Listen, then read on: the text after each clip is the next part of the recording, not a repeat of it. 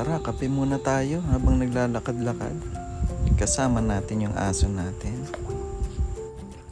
Daan muna tayo sa Senate. Eto, pinapakain natin yung ating mga buhaya. Sige, kain lang kayo na kain. Ngayon naman, nandito na tayo sa Congress. Pakakainin din natin yung ating mga buhaya sa Congress. Ayan.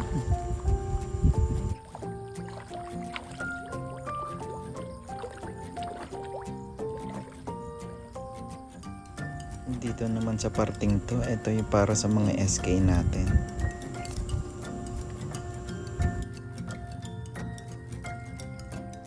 Ngayon naman, ikutin naman natin yung ating kalamansian na 900 years old na. Sobrang tanda na. Ayun, may mga arthritis na yan, no?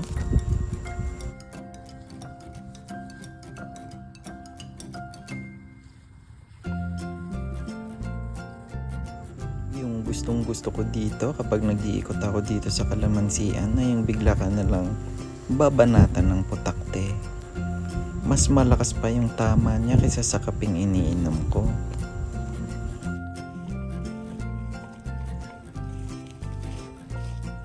Ano to, kalamansian pa rin ba to? Parang naliligaw na yata ako. Dapat binaliktad ko na yung damit ko kanina pa. Nasa entrance na yata ako ng Jurassic Park ha.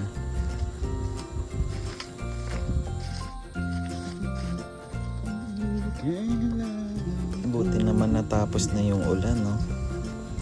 Ang ganda ng kaulapan. Napakaaliwalas.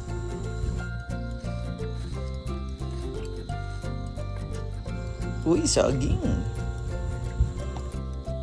Ito yung masarap na star apple, kaso wala namang bunga. Ayan, sige, pagpatuloy ang lakad. At malayo-layo pa ang lalakarin natin.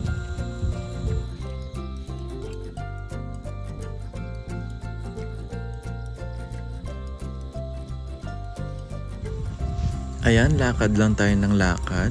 Palagay ko makakakita tayo ng buko dyan.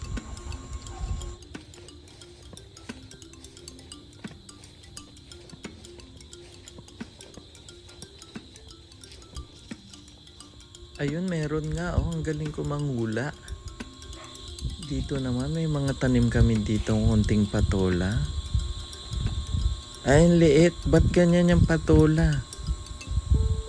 Eto laki, patola. Eto naman ang aming silihan at reminders pa sa mga lalaki dyan.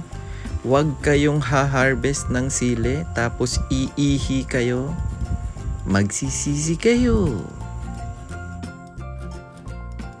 Ngayon naman, bisitahan natin yung hawla ng aming mga dinosaurs dito sa may malapit sa Niyugan.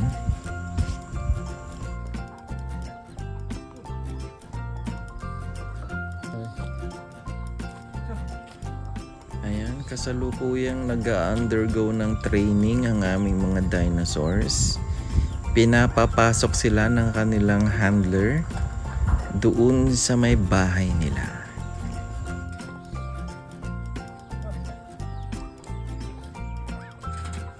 Hanggang dito na lang at pagod na ang aking Rottweilers.